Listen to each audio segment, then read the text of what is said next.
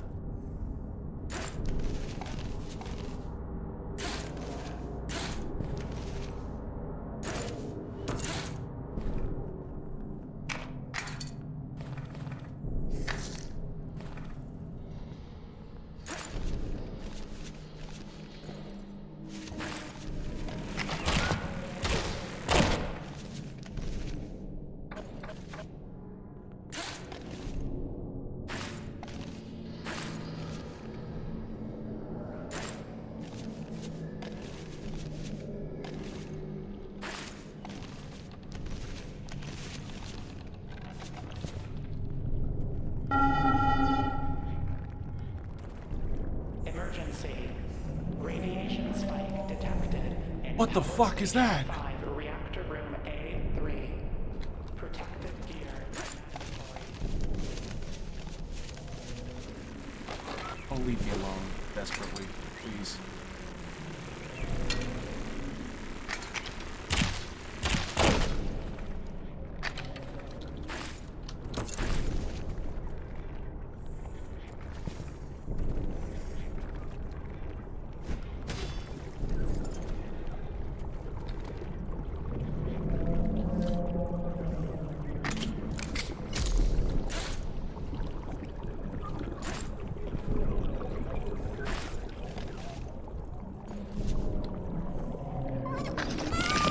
Alright, little one.